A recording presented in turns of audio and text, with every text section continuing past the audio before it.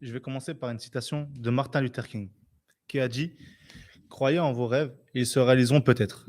Croyez en vous et ils se réaliseront sûrement. Cette phrase est très intelligente et m'a fait réfléchir. J'ai compris que tout partait de la valeur que l'on se donne et non de la valeur que l'on nous donne. Ça change complètement. Parce que lorsqu'on connaît sa valeur, on, est, on sait ce qu'on est capable de faire et on sait ce qu'on peut apporter aux autres.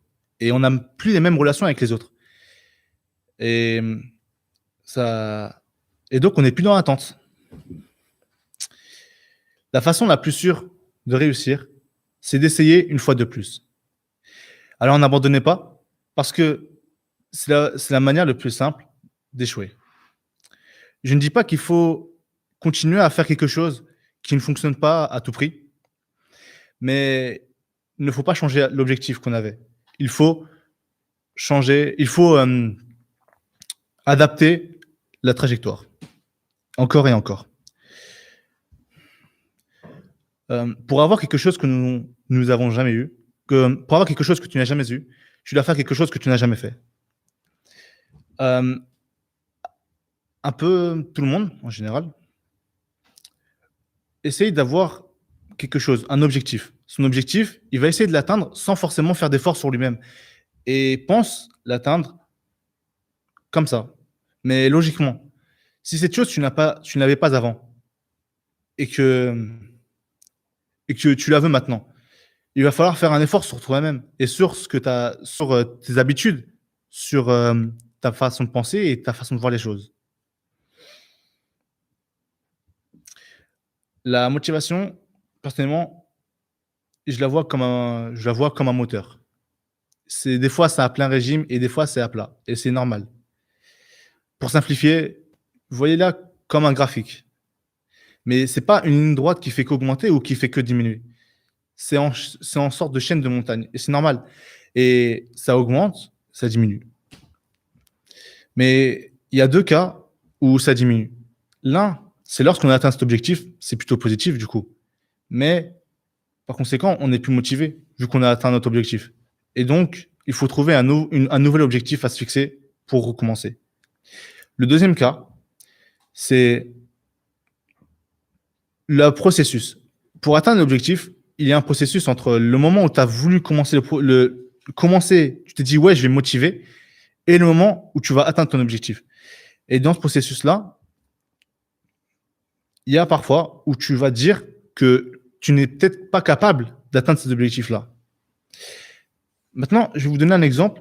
C'est comme dans les films. Imaginons un film, une série, un manga, un animé, ce que vous voulez.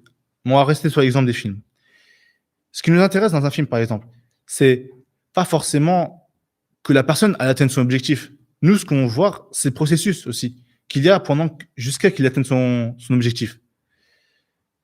Il va changer ses habitudes. Et ça, c'est normal. C'est comme dans la plupart des films, c'est ça le but. Et donc, il faut en fait être orienté. La plupart des personnes sont orientées vers l'objectif. Mais il faut être orienté aussi vers le processus.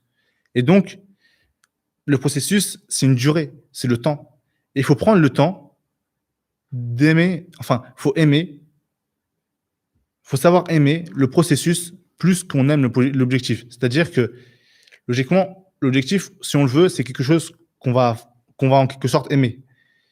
Mais le processus, en général, on ne l'aime pas. Et donc, on a tendance à arrêter pendant le processus parce qu'on n'est pas encore atteint l'objectif et pour nous, ça nous paraît loin. Mais il faut se dire que le temps qu'on va prendre pour faire ça, c'est un temps obligatoire, mais qu'on va aimer. On va aimer passer ce temps parce que durant ce temps-là, on va apprendre des choses. par exemple, si on échoue, si on va dire on échoue, euh, une représentation, par exemple, tu vas commencer et on va dire, tu vas échouer la première fois, tu vas tomber. Mais quand tu tombes, tu tombes en avançant. Parce que lorsque tu tombes, apprends quelque chose. Parce que tu n'es plus comme celui qui était avant. Lorsque tu n'es plus, toi, la même personne intérieurement qu'avant. Parce que tu sais ce qui t'a fait échouer et donc tu vas éviter cette chose-là.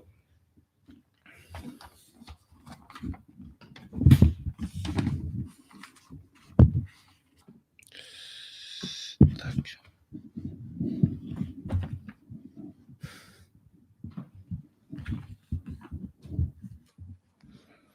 Voilà. Je vais vous poser une question. Chaque jour, imaginez que sur votre compte, on vous verse 86 400 euros. Mais à la fin de la journée, ces 86 400 euros, vous les avez utilisés. Et chaque jour, de nouveau, on vous verse 86 400 euros. Je pense que chacun aurait une idée de ce qu'il aurait fait avec cet argent-là. Si je vous pose cette question, c'est parce que chaque jour, à votre compte de vie, on vous verse 86 400 secondes. Mais à la fin de la journée, ces 86 400 secondes, vous les avez utilisées. Pendant que vous réfléchissez un peu... non, excusez-moi. Je suis parti trop vite un peu. Donc, je vous pose une question, c'est est-ce que vous mettez ces 86 400 secondes à profit pour des choses qui vous tiennent à cœur et que vous aimez? Pendant que vous réfléchissez un peu à ça, je vais vous raconter une histoire. C'est l'histoire d'un diable et de ses démons. Le diable cherche, bon, cherche à causer la perte de l'humanité. Et donc, il cherche des idées. Un de ses démons lui propose une idée et lui dit, patron, je vais aller sur Terre et tuer tous les humains. Le diable lui répondit et lui dit, ce n'est pas une bonne idée, parce que certains arriveront à se cacher. Un autre de ses démons lui dit, je vais aller sur Terre et les faire peur, les tétaniser. Ils auront tellement peur qu'ils ne pourront plus rien faire. Le diable lui dit, ce n'est pas une bonne idée, car ils ont développé la foi et savent se battre contre leur peur. Le diable dit alors qu'il a trouvé une idée. Il dit à ses démons d'aller sur Terre et il dit, allez sur Terre et faites-leur penser qu'ils ont le temps. Faites-leur penser qu'ils seront toujours là et que le temps leur appartient. Maintenant, je vais revenir sur la question. Si je vous ai posé cette question, c'est pas vraiment pour avoir une réponse, parce que chacun aurait une réponse différente et c'est normal, on a tous une façon de voir les choses différentes.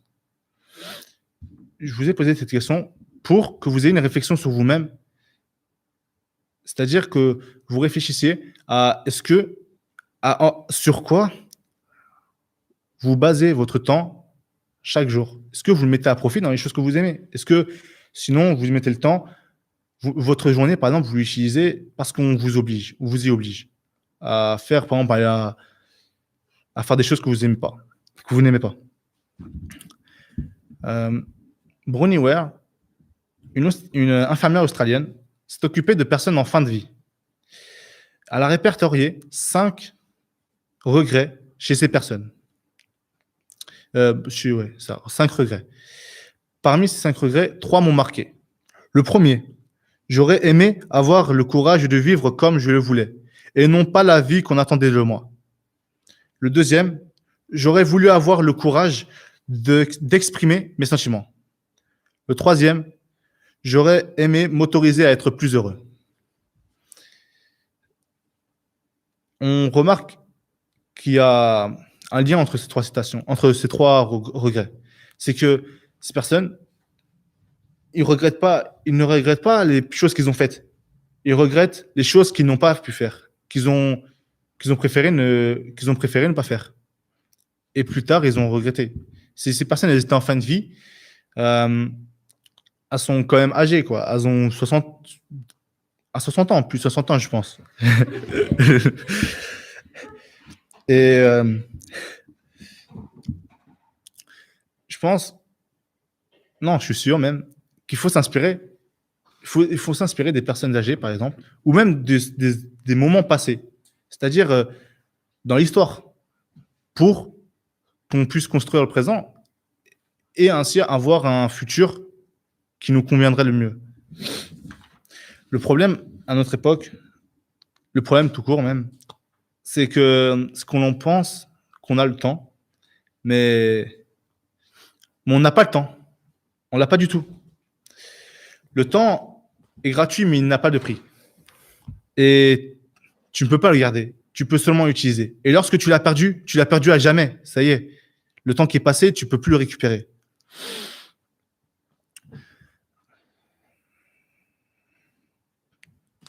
Voilà.